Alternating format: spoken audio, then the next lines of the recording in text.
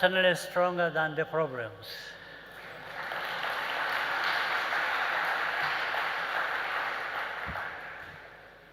Excellencies, heads of state and government,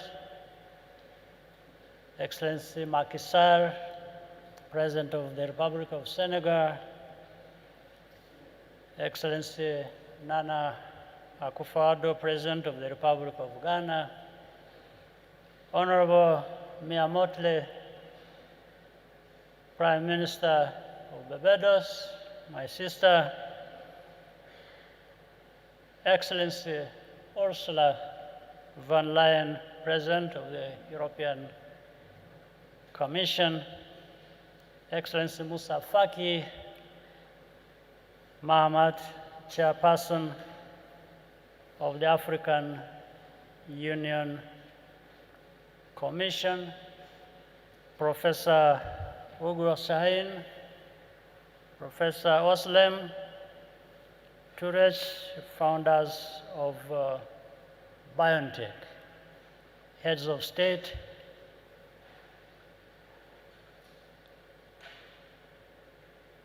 ministers,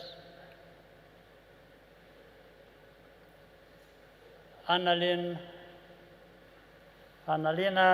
Baerbock, representing the Chancellor of Germany, Minister Joe Fafala, representing the President of South Africa,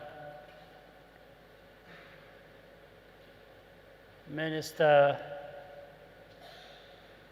Gervais Abayeho, representing the President of Burundi, Dr. Adesina, President of the African Development Bank, distinguished ladies and gentlemen.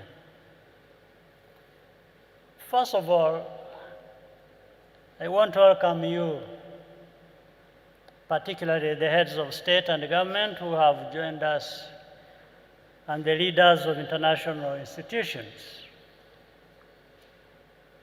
Secondly, I want to thank you, beginning with BioNTech, especially Professor Ugur, Professor Oslem. We are very proud of the entire team from BioNTech who have worked tirelessly to deliver this project. This facility is designed to be among the most advanced in the world.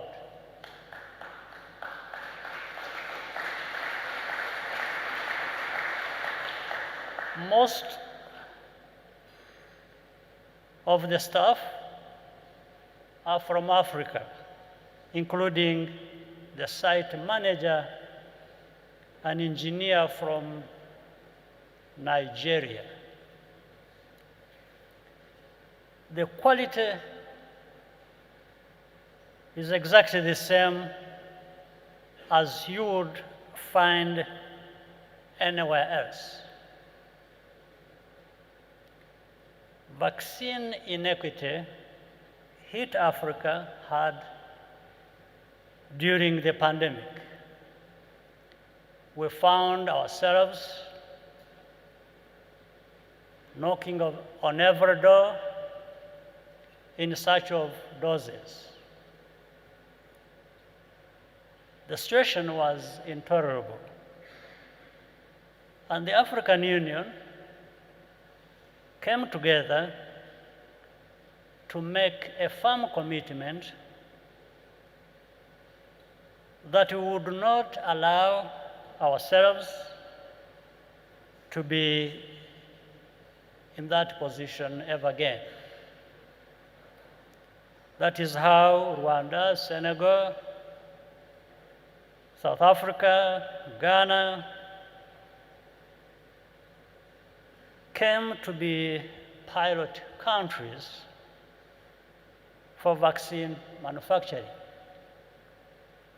Others have also joined, and we have all made solid progress working together. Africa CDC has coordinated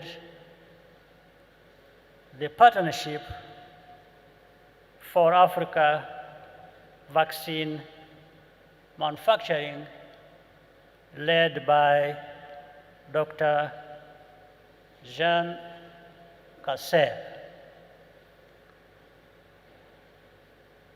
The African Medicines Agency was created with its future headquarters here in Kigali.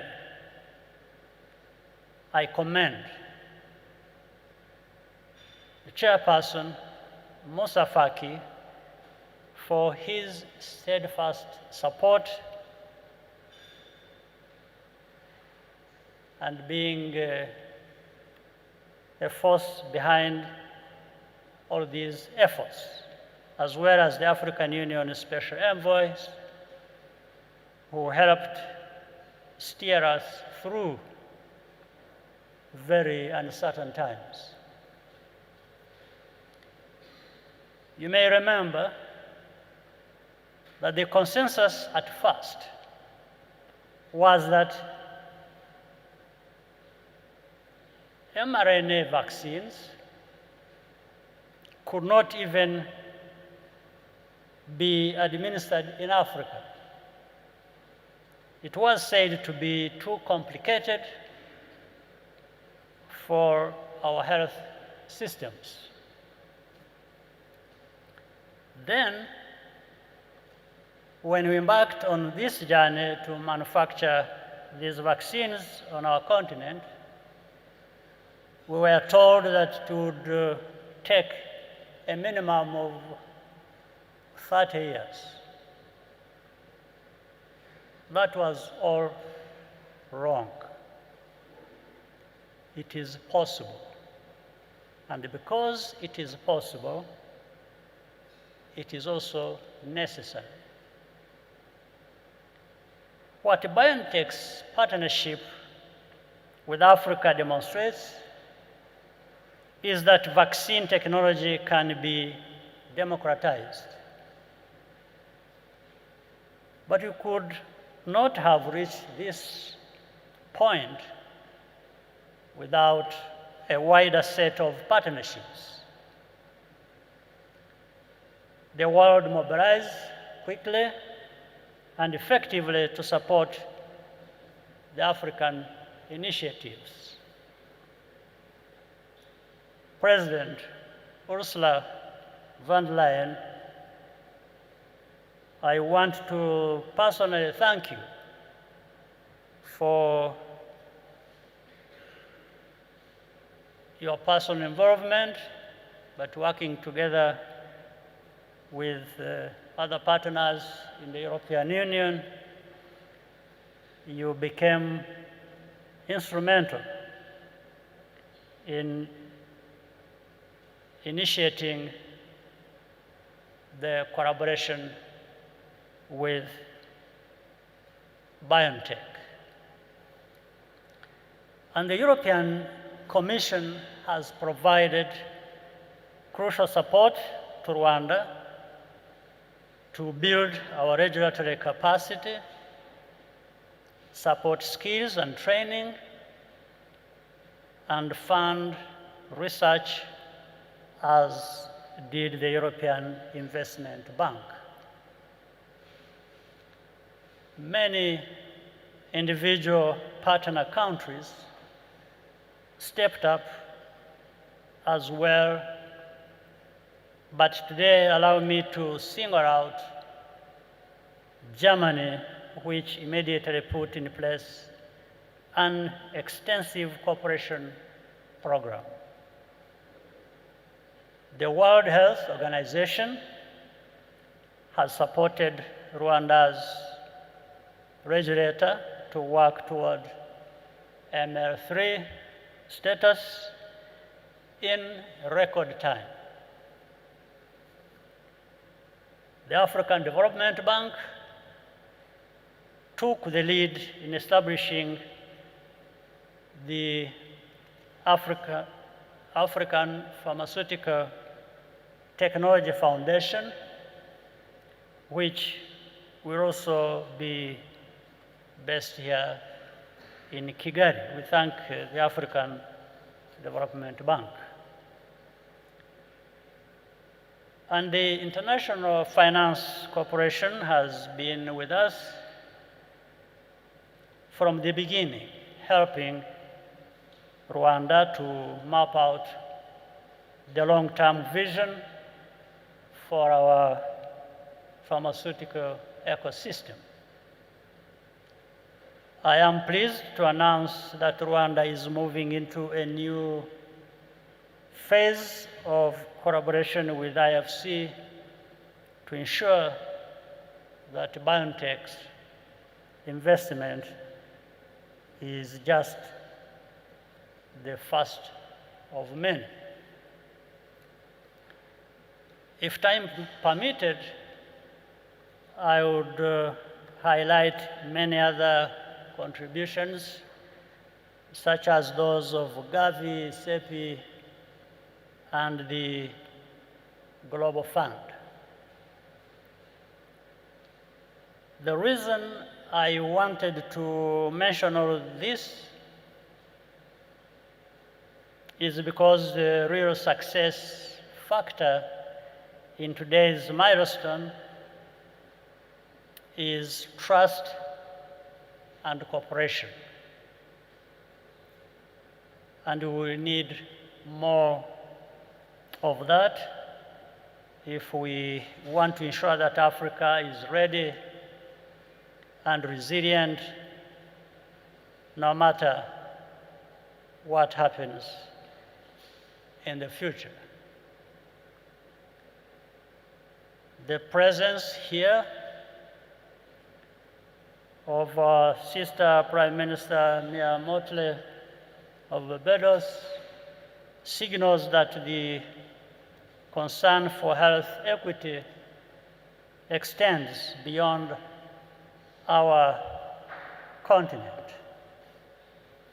Rwanda and Barbados have been advising and supporting each other closely on pharma manufacturing. We would like to see much deeper cooperation between Africa and the Caribbean, especially with respect to pooled procurement to make our industries sustainable. Adversity is often the starting point of great success. In the end, we all have something to offer each other. Excellencies, distinguished ladies and gentlemen, once again, I welcome you and thank you all for sharing this day with us. Have a good day.